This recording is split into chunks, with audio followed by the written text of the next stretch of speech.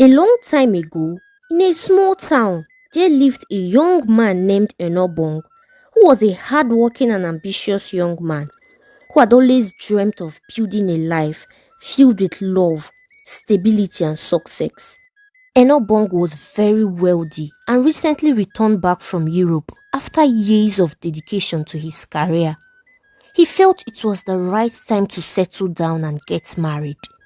One day, while shopping in a supermarket, he met Idara, a beautiful young lady in her second year at the university.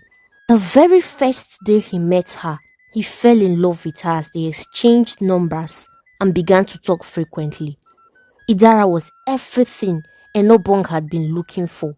She was smart, tall, pretty, and full of life. The two of them fell in love quickly. Idara became his all and all. He would do anything she asked for. She was so demanding and attached to her family, especially her mom. Enobong, due to his love for her, never complained and always provided her needs. He began to pay her school fees and everything concerning her became his responsibility. One day, Idara called him on the phone and said to him, Enobong, please, I need money to buy a new wig. And I need a new phone too. Idara said while talking to Enobong on the phone, this my baby girl self. But I bought you a wig last week now, eh? I know. The one you bought was black color. I need a brown color. And my phone, I need to upgrade it to iPhone 16 Pro Max. And please, baby, I also need to go see my mom. And I don't want to go by road. I want to take a flight, Idara said. But Idara, you went to see your mom last week now. And you want to go and see her again, Enobong asked. You don't know how I love that woman. She's my everything. My mother and my siblings are very important to me. Very oh. I don't joke with them, Idara said smiling. Last born. It's okay, I have heard what you said. But at least give me small love now, eh? I am your boyfriend though. And before I forget, I'll buy you a new phone, but you'll give me your old iPhone 11. You know I am using an iPhone 6. No, I am giving my sister this phone. Oh. Buy another one for yourself now, Idara said, frowning. Okay, fine, no problem.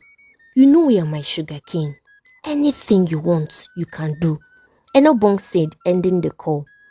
Enobong was dying of love. In fact, he was a finished man. Idara has turned his brain upside down because of love.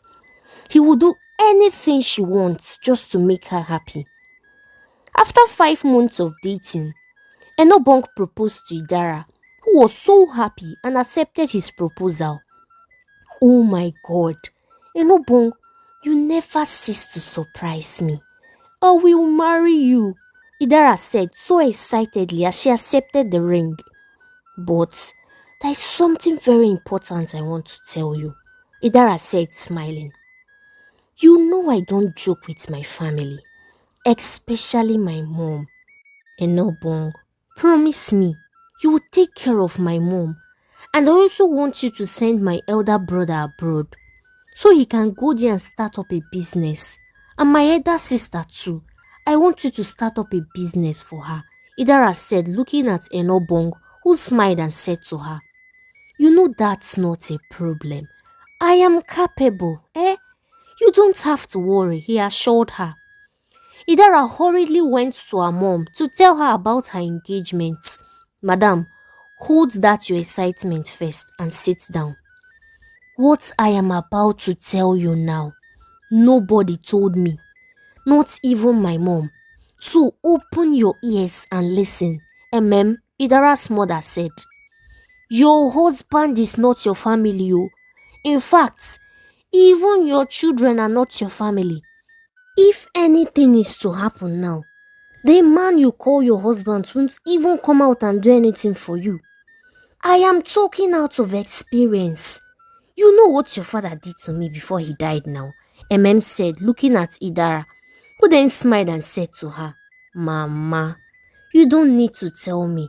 I already made it clear to him that my mom and siblings are my number one priority, Idara said. Good, that's my daughter. It's better you hold him in your palms now, before marriage, oh, replied. Few days later, Enobong and Idara got married, and their wedding was a fancy one, just as Idara requested. 2 years down the line, she gave birth to 2 boys, and Enobong placed her on a monthly salary of 2 million naira, providing everything for Idara and her family, and even also placed Idara's mom on monthly salary, not even his own mother. Idara would always carry her children to her mom's house every day because her mom lives close by. She would leave all the house chores she needed to do and would always spend her day in her mother's house. Idara formed the habit of telling her mother about everything that goes on in her home. If a pin drops, she would tell her. Even if a water pours on the floor, she would still tell her mother. If she quarrels with her husband, she would pick up her phone and tell her mother and her siblings, and they would all gossip about her husband. Enobong became tired of her character as he called her one night to complain. Idara, I am tired of this your behavior. Every day, you leave the house untidy, going to your mother's house. Even the pocket money I give to you, you will just carry everything and give to your mom and your siblings without using it to buy anything for the kids. You don't even have any savings. Enobong said, looking very sad. Please hold it right there. So you want to put enmity between I and my mother? So giving my mother money is now a crime, Idara said, fuming. I am not saying giving your mother money or going to your mom's house is bad. But you are doing it in a wrong way and at the wrong time. Okay, just look at the time you came back today. There was no food to eat. We had to eat pizza. The money I give to you for upkeep, you just give your mom everything. Have you forgotten I also placed your mom on monthly salary too? Enobong asked, and so? Please just don't disturb me. I beg you in the name of God. After all, I told you my family is my number one priority before you married me. Idara said, frowning. Just look at the mentality you have. So I, your husband, and the kids are not your family. Enobong asked, but Idara ignored him and went to sleep. Enobong, after having a long thought, decided to open up a poultry farm for his wife, just to keep her occupied and stop her from always going to her mom's house. The next day, he called her and told her about his plans. Idara, I'll be starting up a poultry farm and I want you to be in charge of it so that I can be doing other business too. You know we've not completed our house in the village yet. I'll be buying 500 beds, 250 old layers and 250 broilers. You can be taking the money from the old layers, but the ones for the broilers will be for me, so that I can be using it to build our house in the village. Enobong told his wife Idara, who was very happy about the business because of the split of the income. But that was the biggest mistake Enobong ever made. He used 60 million naira to start up the poultry farm and also employed workers. Every year, he would keep on putting 6 million naira into the business because he believes it's for their future. Idara handled the business for 4 years, and Enobong, who was doing very well in his own business, began to have financial crisis and needed money to put in his own personal business. So he decided to ask his wife for money, and that was when the whole problem started. Idara, please, I would like you to give me 10 million naira so I can add to my business. Enobong asked. There is no money, oh. You know, ever since your business flopped, we've been using the money from the farm to feed. Idara replied. Hold on, please hold on. Are you trying to tell me we've used all the money we made from selling those birds to feed? Enobong asked. Yes, now. Or are you doubting me? Idara replied, looking angry. Of course, Idara. I am doubting you. Because even with the financial crisis I am battling with now, I still pay the children's school fees. I pay our house rent. Most of the things in this house, I do them without asking you for money. This is the first time I am asking you to give me money, and you are giving me excuses. Remember that poultry belongs to me.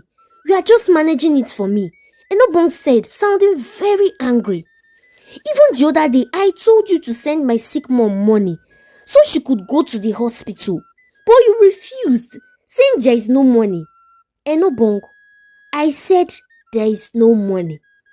If I am to remove any money from this poultry business, nothing will be left again, Idara said angrily as she left. She went straight to her phone as usual and called her mom and began to tell her everything that happened that day. Look, Idara, listen to me. I want you to deal with Enobong. Deny him of sleeping with you. In fact, tell him to pay you before he touch you, so that he will learn his lesson. Idara's mom said, sounding very angry over the phone as she ended the call. Enobong and Idara began to have issues because of the money his wife refused to release to him. In fact, she even began to deny him of her marital duties. Anytime he wants to sleep with her, she would also ask him to pay her before anything. The one that really got him angry was when he checked his wife's phone and saw that everything she told him about the farm not doing well was all a lie. He even saw the transaction details of the money she has been sending to her mother and siblings. Enobong was shocked and surprised that his wife was stealing from their poultry business and sending to her family. Enobong was so angry as he then decided to ask his wife to give him a statement of accounts so he can run an audit on the farm. I don't understand, Enobong. What do you want to do with my statement of accounts? So you don't believe anything I am saying about the business that have made you want to run an audit? No problem. If that's what you want, I will give it to you, Idara said, leaving her husband. After 1 week, Idara provided a fake bank statement without knowing her husband already got the original one with the help of his friend who works at the bank. Enobong's heart was shattered when he found out the amount of money his wife has been stealing from the business and sending to her mom and siblings. My God, this is the person I trusted with my life. I placed her and her mother on monthly salary, but yet her greed and stupidity still made her ungrateful. Someone I love beyond words, but just look at how she's paying me back, not minding that I am her husband and her family. But no problem, I will make sure she and her family vomit every penny she has been giving to them. The next day, Enobong requested for the key to the poultry farm, but Idara refused to give him the keys. Idara, if you know what is good for you this minute, you better give me those keys. I don't want you to manage the poultry again. Enobong thundered. Idara laughed so hard as she said to him, Oh, you think I will give you the keys? It's not going to work. Oh. That poultry farm belongs to me, whether you like it or not. Before she could finish talking, Enobong landed hot slap on her face and raised the cooking mortar to hit her. But at his second thought, he then dropped the mortar and forcefully collected the keys from her, leaving her on the floor as she was weeping. That day, before noon, some policemen came to the farm and arrested Enobong, who was surprised, wondering who requested for his arrest. On reaching the police station, he was surprised to hear that it was his mother-in-law, his wife and her siblings that got him arrested. Without even trying to know what caused the issue between him and Idara, Enobong called his friend Udo to come bail him out, who then came immediately and bailed Enobong out of the police station after he explained everything to the policemen, who then told him to take the case to their kinsmen at the village. As Udo and Enobong left the police station, he began to ask his friend what was going on. Udo, you won't believe everything I am about to tell you now. Do you know I am married to my enemy and not a wife? This woman and her family has been stealing from me, the people that I care for. Enobong said, crying. Are you sure your wife is mentally okay? Why would she be fighting her own husband with her family? For goodness sake, you should be her number one priority before any other person, Udo said, looking very surprised. This is even small. Do you know I pay my wife just to sleep with her? I placed my mother-in-law on monthly salary. Even the business her elder sister is doing, I single-handedly started that business for her. Her elder brother, that fool at 40. I have tried sending him abroad 4 times, but he keeps squandering the money I give to him. Enobong said, looking very angry. You see, you caused all these things from the start. You gave them too much.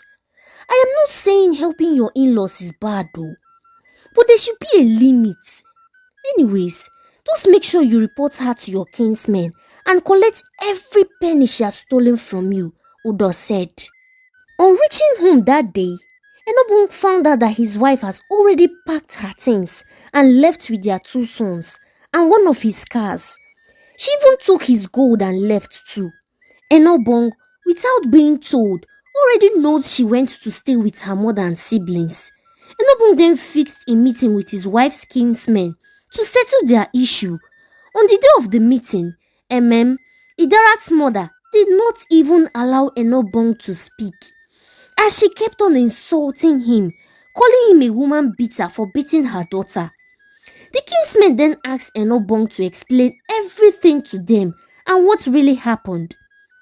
He then stood up and greeted all of them as he began to narrate his own side of the story.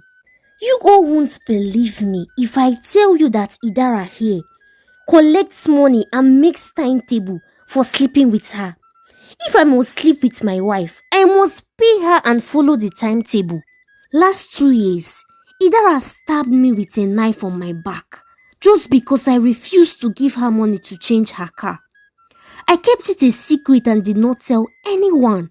I started a poultry farm with 60 million naira and handed it to her to manage, in which we agreed to be sharing the money.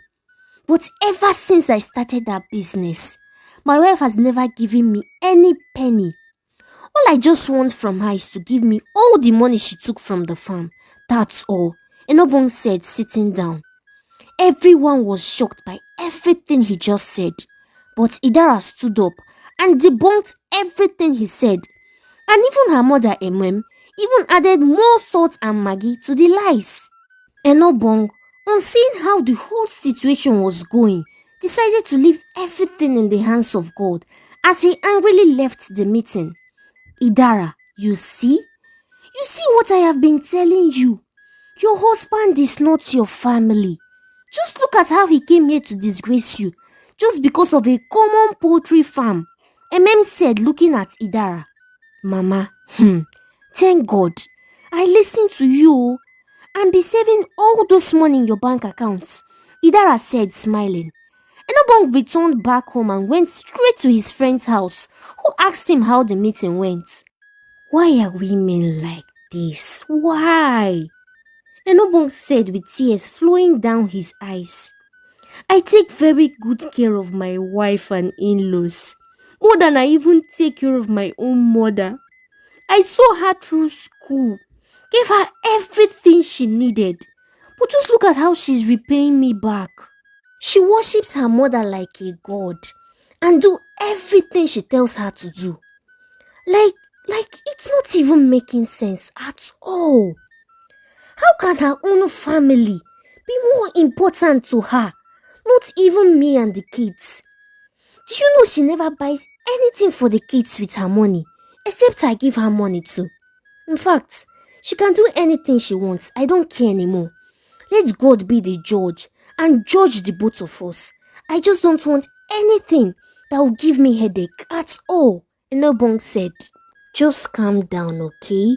And make sure you send her money to be taking care of the kids, just for their sake, Udo said, patting his shoulders. Idara now stays with her mother, enjoying the money she stole from Enobong, and even the money he sends to her as upkeep for the kids. 2 years later, he stopped sending her money, and all the money in her account was no more, as she already gave them to her siblings and her mother. And that was when her mother, began to bring out her real character. Anytime Idara asked her for money to buy things for the kids, she would give excuses saying she doesn't have money. The one that pained her the most was when her mother locked the kitchen and went to the market without even giving her and the kids any food. Idara became tired of her mother's character as she confronted her. Mama, I don't like the way you've been treating me lately. Why did you lock the kitchen and went to the market? Idara asked. Why won't I lock it? Since the only thing you and your children do in this house is eat, eat, eat. There is no food again here, and I don't have any money to be wasting on you and your children. Please go and look for what to do, or better still, go back to Enobong, said, frowning her face.